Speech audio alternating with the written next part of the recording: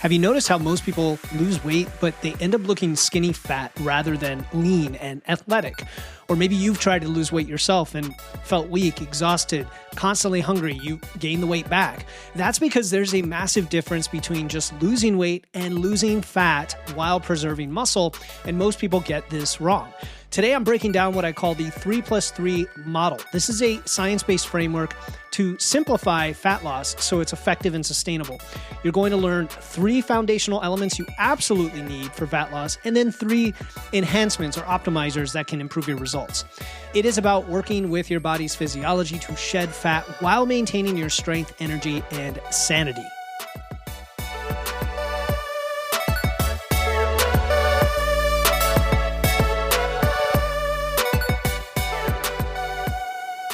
Welcome to Wits and Weights, the show that helps you build a strong, healthy physique using evidence, engineering, and efficiency.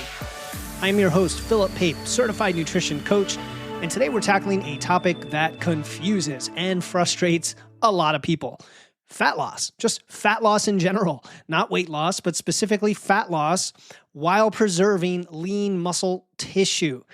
Because here's the problem. Most fat loss approaches, or I should say weight loss approaches, focus on creating a calorie deficit without any regard for body composition, metabolic health, or long-term sustainability, meaning can you stick with this diet for a long time? And that's why so many people end up losing muscle along with fat, whether they're doing this naturally or with weight loss medications, and that tanks their metabolism. It ultimately results in regaining everything that they lost plus some extra and having higher body fat in the end. But it doesn't have to be this way. By understanding the science and implementing a framework, you can optimize fat loss for the results you want with less suffering. And that is what we're covering today with the 3+3 model of optimal fat loss, a way to simplify 3 things you must do and 3 things you can do to optimize for the folks who are brand new to this, or even if you need a refresher and want to do it the right way. Before we get into it, if you want to take a deeper dive into nutrition for yourself and set up your calories, your macros, your meal timing, and all of that, I created a free guide that complements today's episode perfectly. It's my Nutrition 101 for Body Composition guide. Again, totally free. Gives you a breakdown of how to set all this up, whether you want to lose fat or build muscle. Download it using the link in the show notes or go to witsandweights.com/free to get a copy of that and many, many other guides. But the easiest way is to click the link in the show notes to get my Nutrition 101 for Body Composition guide. All right, let's break down the 3+3 model of optimal fat loss. And this is just a fancy name for a framework that I've refined through the years of coaching clients and studying the literature and making this podcast. So I'm hoping this ends up being kind of a definitive episode for, hey, start here when it comes to fat loss. So what makes this different is it isn't just a list of tips. It isn't, random workout recommendations. It is a hierarchical framework that distinguishes between what's absolutely necessary versus what can enhance your results. So right off the bat, I'm trying to simplify it for you so that you don't get bogged down in all the confusion, all the information out there, and you can stick with what matters the most. So I've got 2 categories. First, we have the 3 non-negotiables. And these are the foundational elements that must be in place for optimal fat loss. If you skip these, you are setting yourself up for failure, regardless of what else you do, and you will not lose fat. You might lose weight, but you'll lose muscle too. So that's the important distinction. Second, we have the 3 optimizers. These are strategies to enhance your results once you have the foundation. Some people jump to these first. Do not do that. Wait till you have the 3 non-negotiables in place. These aren't even required, these optimizers, but they can improve, sometimes significantly, the outcomes for most people. So let's start with the non-negotiables. The first one is maintaining a high protein intake throughout your fat loss phase. Now, you thought I was going to mention resistance training, but honestly, if you can't get your nutrition dialed in early on, you're going to get frustrated when you start training due to some lack of energy or feeling like you're not making progress building muscle. So even though I often go on podcasts and say everyone should be strength training, that's the thing people are missing, I think when you are setting yourself up right now for fat loss from step 1, one of the most accessible and important steps is increasing your protein. And that means consuming between 0.7 and 1 gram of protein per pound of body weight. You can go above that for sure. There's diminishing returns above the 1 gram per pound, but I would try to get within that 0.7 to 1. If you're very lean, or if you're deep into a deficit, or if you're training really, really hard, you might want a higher end of that range or even above that. Or if you just love protein, you can eat more than that. It's fine. But getting that minimum of 0.7 is so crucial during fat loss, and it's crucial for 3 reasons. The first reason is that protein is anti-catabolic. It is, of course, anabolic, meaning it helps build muscle, but it's also anti-catabolic. It sends a signal to your body to hold on to the muscle tissue you have when you go into that calorie deficit. This is why you often eat more protein in fat loss than when you're not in fat loss. And it sounds counterintuitive to people, and it makes it a little bit more challenging to hit your fats and carbs, but it's so important for your body to tell it, hey, go ahead and burn through your fat stores. Don't burn through the muscle, right? Because we're trying to avoid that. We're just trying to burn fat. The second thing is protein is very satiating. Research consistently shows high protein diets reduce hunger. They increase feelings of fullness. Anybody who's doubled their protein knows this. When you're eating fewer calories in fat loss, which is where we're trying to go with this, managing hunger becomes one of the most critical things to stick with the diet. And protein is your best ally here besides fiber. I mean, protein is it. Third, protein has the highest thermic effect of feeding of all the macronutrients. What that means is your body will burn more calories simply because you're consuming more. Protein burns about 20 to 30% of its calories just to be digested and processed, compared to only about 5 to 10% for carbs and close to 0% for fats. And this gives you a bit of a metabolic advantage, and it adds up over time. So again, we want to get that protein up to a reasonable level before you hit fat loss, so that during fat loss, it's much easier to hold on to muscle. And, I can't tell you how many times I've met people who thought they were eating, quote unquote, plenty of protein. And then they track their intake. They use MacroFactor or really any way to track. And you see that you are probably dramatically overestimating how much you consume. And if you think you're getting enough, just log food for a week and get back to me and let me know what you found. Also, don't forget about distributing your protein throughout the day. It's not, I'll say, required for optimal for fat loss, but it slightly optimizes your results. But again, this is not required. For most people, they're going to want to have protein in every meal anyway, for the satiety, for the balance, for the blood sugar, for everything else. So that's non-negotiable number 1, is get that protein up to at least 0.7 grams per pound of your body weight. Non-negotiable number 2, of course, here it is. Resistance training with progressive overload.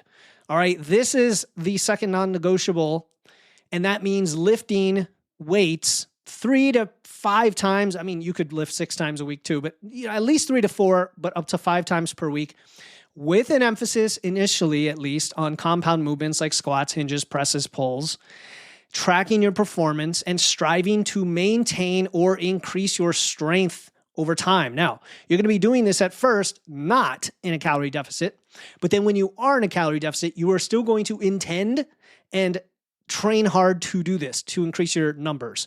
Even if eventually they potentially stall out because of the lack of resources, that's okay. You're basically giving your body the signal to hold on to muscle. Whereas if you were sedentary and not training, your body is going to say, well, fat, protein, or fat, muscle, doesn't matter. It's all energy. I'm going to burn what I need to burn to lose the weight you're asking me to lose. Muscle tissue is metabolically expensive for your body to maintain. When you're in a calorie deficit, your body is trying to conserve energy, right? It downregulates everything down to the cellular level, including your hormones, and it will happily shed muscle if it doesn't perceive a need to keep it. So for those of you thinking, yeah, I train, it's not consistent, whatever, I just want to lose weight, you're going to be in a world of hurt because you're going to just get skinny fat, fluffy, you're going to have more body fat. That is not what we're trying to do. Resistance training provides that signal that muscle is necessary and should be preserved, but it is not enough to just go through the motions. Please listen to me on this. So many of you are not training properly or hard enough or consistently enough. Progressive overload is the term we use, whether you like the term or not, whether it's a misnomer. What it means is the continuous challenge to increase weight, reps, and or volume. So something is going up that represents the increase in strength. And I say strength, even though we're trying to build muscle, hold on to muscle, whatever. Ultimately, it's expressed through the ability to do more in the gym, and that will keep the signal strong. One of the mistakes I see people doing during a cut, during weight or fat loss, is reducing their training intensity. They think, well, I have less energy, so I should lift lighter. This is exactly wrong. It's exactly wrong. While you might need to reduce overall volume for your recovery, if your recovery is compromised, and that's okay, maintaining the load, maintaining the intensity, the signal to your body, high enough percentage of your max is absolutely needed, because your goal isn't to burn calories during fat loss with your training. It's to preserve your muscle mass and strength. That is the main goal.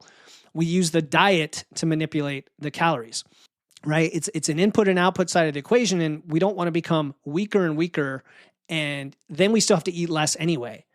Plus we lose muscle. Right. And I've had clients who were surprised to find they could actually gain strength while losing fat. And if you're newer, that's not unusual to gain strength, to gain muscle while you're losing fat, especially if you keep the deficit reasonable, just by maintaining that training intensity and ensuring adequate protein intake. Right. Your body is very adaptable when you give it the right signals. That's what we're doing. We're telling it to adapt in the way we want, not the way just on a whim.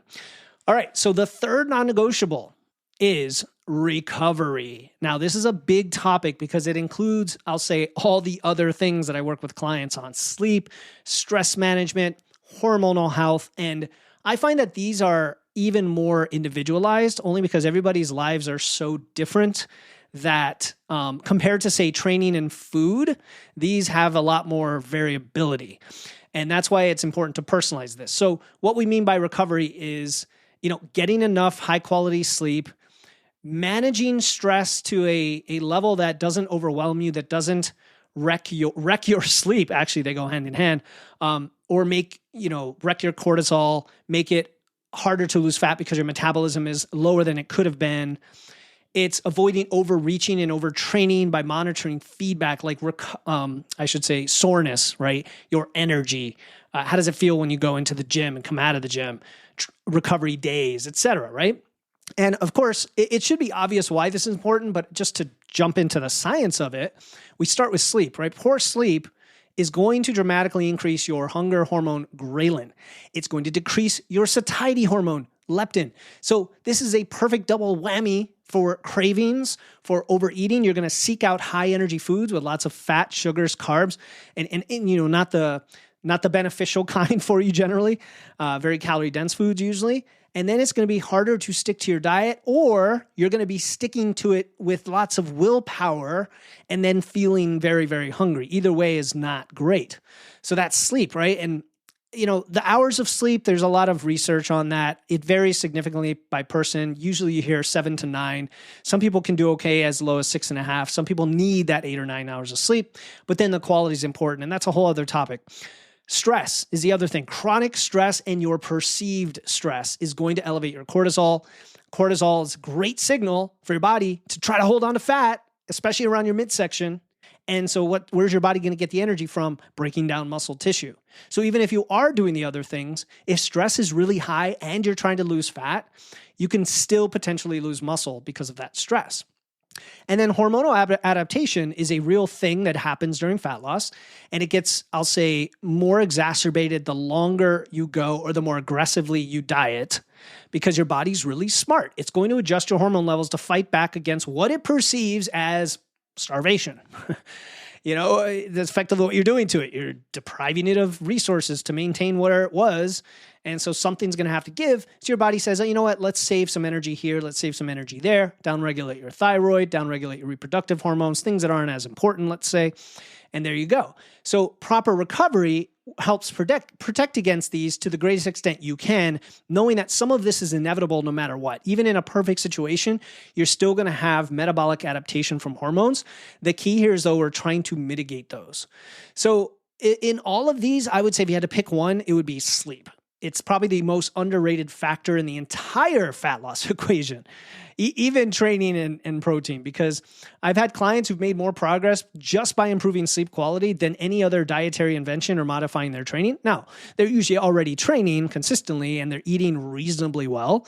But the reason here is that the sleep directly affects your hormone regulation, which directly affects your hunger, your energy for your training, and then your recovery, and it all viciously or beneficially cycles together. So those are the three non-negotiables: protein, training, and recovery. Those are the foundation for fat loss. Honestly, you could end the podcast right here if you've never done this before and focus on those. Pick one, start with it, roll in the rest, keep going. That is how I help clients in the first couple months of our journey together before we actually go into a diet. Okay, now, once you then are in your fat loss phase or preparing for it, and you've done this before, or you've got the foundational habits dialed in, and you want to optimize further, I'm going to give you 3 extra things to consider, okay? Optimizer number 1 is strategic refeeds or diet breaks. Now, a refeed is just usually a 1 or 2 day period where you eat up to your maintenance by increasing your carbohydrates. A diet break is just a longer period of doing that, usually 1 to 2 weeks or even longer. I mean, it could be indefinite, and then you're just at maintenance. And these strategies, while yes, they do mitigate some of the hormonal adaptation to your leptin, your thyroid hormones, your reproductive hormones, those are just temporary. More importantly, they reduce your perceived mental fatigue, which helps you improve adherence, right? Be able to adhere to the diet. And they can help you restore some of your training intensity during that refeed. We also see that research, there was the Matador study, and there's also a study that Bill Campbell did that I talked about recently on the show I think it was called The Weekend Diet. Look for that in the podcast feed. Very recent. It suggests that, again, not the Matador, but that particular study suggests that your lean mass preservation may actually increase if you use 2-day refeeds every week. The catch being, you're going to eat even fewer calories on the other 5 days to stay in the same deficit. Or you can go to slower rate of loss. So anyway, just to simplify this whole optimizer, think about whether you would prefer to have the same calories every day, and that would help you be consistent and adhere, or if you want to have a little bit lower calories on the weekdays and come all the way up to maintenance on the weekends. Great strategy. You want to learn all about it, go check out my recent podcast, The Weekend Diet. This can be really helpful for leaner clients who are pushing into lower body fat. This can be helpful for high stress periods when adherence is a little more challenging. These are not cheat days. This is a controlled, structured approach. That can be really important. Now, that's refeeds. Diet breaks is the longer breaks you might need. Like someone posted in the Facebook group, hey, I've been dieting for 15 months. I've had these great results. Should I take a break? And my immediate response is just a yes. Not even well, it depends. It's kind of, she's reaching out with a little bit of a cry for help, saying how she feels fatigued. I'm like, okay, that's your sign. Let's just take a break. There's no reason to be miserable and suffer and push it for longer than you need to just to get to a number, when the more sustainable way to do that is to take a break right now. So that's optimizer number 1 is refeeds or diet breaks. Optimizer number 2 is creatine monohydrate. Now, creatine is a supplement, and I was hesitant whether this would be in here because to me, supplementation is just the very tippity top 1% after you've done everything else and very individualized. But creatine specifically is helpful to just about everybody for training, and almost everybody might benefit long-term from cognitive health as well, according to the latest research. And it's very easy to do. Most people have no symptoms, or almost everybody is symptom-free. There's a very tiny percentage of people who are actually allergic to it. And then there's some people that just don't respond, like 10 to 20% of people don't respond. But it's worth attempting, it's worth trying. And this is taking 5 grams a day of creatine monohydrate, starting basically now and just continuing to take it for the rest of your life. Creatine is supposed to support strength and power output, and that could be even more helpful when you're in a calorie deficit, so you can maintain your intensity. It increases muscle cell hydration, right? That's why your muscles fill up a bit at first and you gain a couple pounds on the scale of fluid weight, which is totally normal. But that muscle cell hydration can actually reduce muscle breakdown, catabolism, and might help preserve fat-free mass and improve your recovery during fat loss. And that's why I wanted to throw it in here, because creatine does all these things. It may give you an advantage during fat loss. And then finally, it may give you some improved mental clarity during the cut, usually on higher doses though. That's the caveat, usually up in the 15 or even 20 gram range. It is safe. It is inexpensive. It's one of the most well-researched supplements out there. If you're not taking it already, it is definitely worth considering, but do so long before you start your fat loss phase so that you can experience the bump in weight early, let things normalize, get through any minor bloating or issues with hydration and early on, because you should drink a lot of water with your creatine, and kind of let it normalize. And now you're in a good place to know where you truly stand with your maintenance calories to go into the fat loss phase. And by the way, just another shout out to the guide that I have, because this episode is not about setting up your fat loss phase. This is more about the foundational habits you need for fat loss, the actual numbers, like how do you determine your calories, macros, all that. I call that the easy stuff, even though some people reach out every day saying, I have no idea what to eat for my fats and carbs. I'm like, well, it's because you need to track and become aware and then know what your goal is. And there's a way to get that. So download my guide attached to this episode, the Nutrition 101. That will walk you through those. Today is the non-negotiables and the optimizers. Okay, optimizer number 3. Fiber and micronutrient density. And I left this for last so that you remember it in your head as this podcast will wrap up afterward. It's the most fresh thing in your mind of the optimizers. So this third optimizer is getting enough fiber intake and micronutrient density in your diet. Okay. And I'm sorry, carnivore and low carb folks, you are not optimizing for fat loss or for long-term health, longevity, or performance on a extremely low carb diet generally. And I say generally because the vast majority of people will improve not in those restrictive diets. A tiny percentage of people might thrive on those diets because they have all sorts of intolerances or inflammation from eating those foods. But I'm saying in general that if you are fearful of consuming fiber or vegetables or plants, don't be. Like, don't be fearful for any of the claims you hear on social media. Don't avoid them just for that reason. Avoid them because it would make sense for you, if that makes sense. All right, so what does this look like? I would say females consuming at least 25 grams of fiber, males consuming 30 to 35 grams of fiber a day, keeping in mind that that gets more challenging when you're in fat loss because the calories are lower, but it also becomes even more effective and helpful in doing so. Now, let's talk about how and then why. So the how is just filling your plate with colorful, high-volume foods. All sorts of vegetables, berries, even legumes, even whole grains. Yes, grains are fine if you can tolerate them. You know, being aware of the calories and the calorie density for your goal. Fiber. So the why. Fiber promotes satiety, keeps you full, but it also supports smooth digestion. It reduces issues like bloating that can make a deficit feel worse than it is. Micronutrients found in all sorts of variety of foods, especially plant-based foods. And by the way, I'm a big meat eater. I love my protein and animal-based products. I'm not vegan or vegetarian, but I love my plants as well because the diversity is where it's at. Magnesium, B vitamins, iron, potassium, all the things that support thyroid function, your metabolism, your energy. Yes, you can supplement, of course. I mean, vegans and vegetarians often have to supplement with things like B12. People on carnivore often have to supplement. In my opinion, everyone should supplement with magnesium most likely because we're deficient no matter what you eat, given today's food environment. So if you can focus on nutrient-dense foods, it can help with other things like food noise and decision fatigue, making your adherence easier. It can actually help with emotional eating and, guilt and shame over foods, believe it or not. Yes, it can, because what you're doing, you're adding in things that make your body just feel so good and your digestion smooth and, you feel full and satisfied on these whole foods, right? And this is in addition to the protein we already talked about. And of course, fats are in there as well, naturally, as you're eating whole foods. And when I talk to clients, they often report feeling initially hungrier after they go from a junk food type diet to I shouldn't even use the word junk food. See, there's a label that we try not to use, but a food predominant with ultra processed foods as opposed to whole foods. And then they switch to more whole foods. And that transition is important because you've got to give it a little time. What's actually happening is they're becoming more aware of their true hunger signals because processed foods can mask your natural satiety cues the way they're designed. And when you return to whole foods, it's going to bring back your body's natural regulatory mechanisms.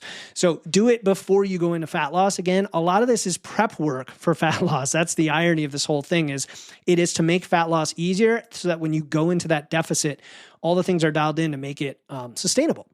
So how do we integrate all these components of the 3+3 model? Remember the hierarchy. First, ensure you have the 3 non-negotiables in place.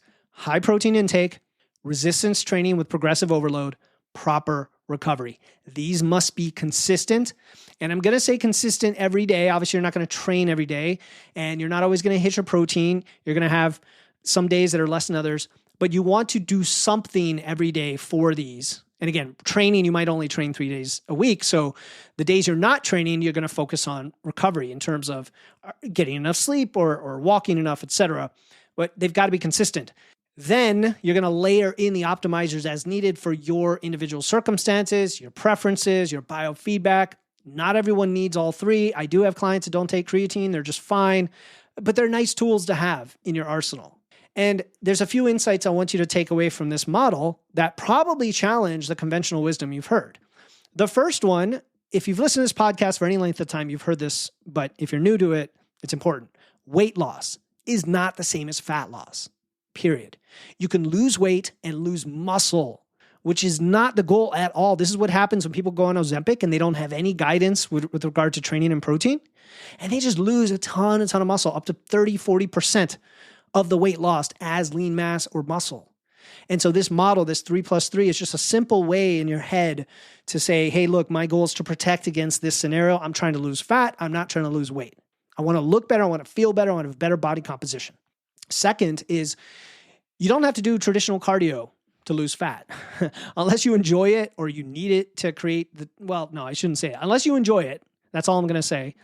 Resistance training provides the stimulus you need for body composition.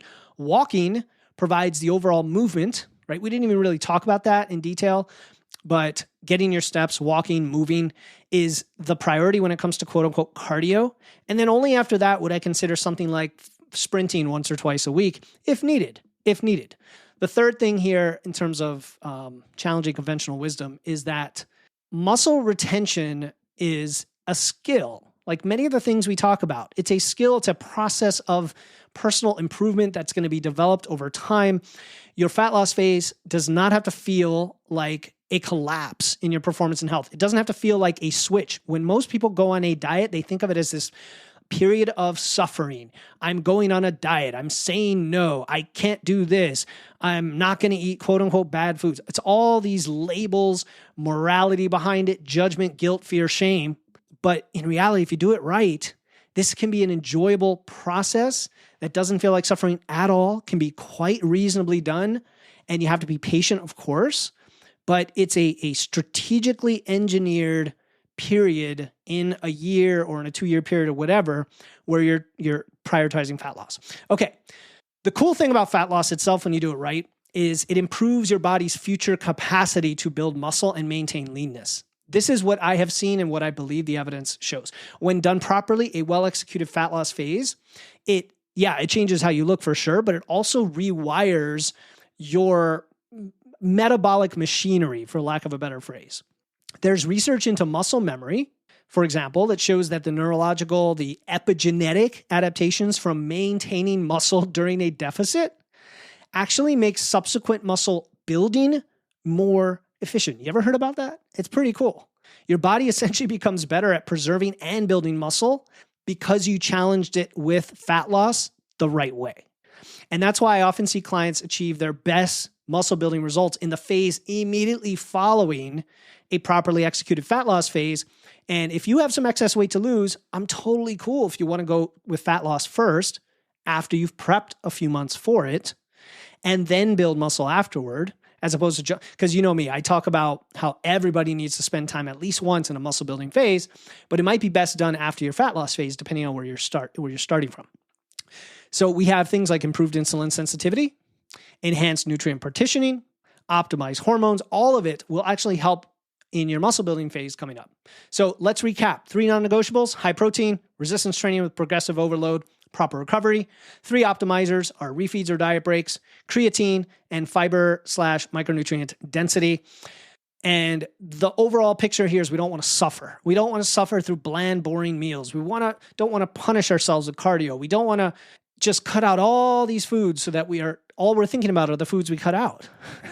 This is a physiological process that you can engineer to be efficient when you understand the requirements and then you leverage what we know, the science that we know, and personalize it to you. And today's model provides you that approach to do that. All right, if you found this valuable, if you want to take your nutrition knowledge further, put this into practice, and set up your fat loss phase, download my free Nutrition 101 for Body Composition guide. It expands on many of the principles we discussed today, gives you the step-by-step practical approach to do it. And it also, I think, talks about fat loss and muscle building. Although if you're specifically focused on muscle building, go to witsandweights.com/free and get my muscle building blueprint. But if you're going to do fat loss next, download the guide in the show notes for nutrition. All right, until next time, keep using your wits, lifting those weights, and remember, fat loss doesn't have to be a mystery or a misery when you approach it with intelligence and strategy. I'll talk to you next time here on the Wits and Weights podcast.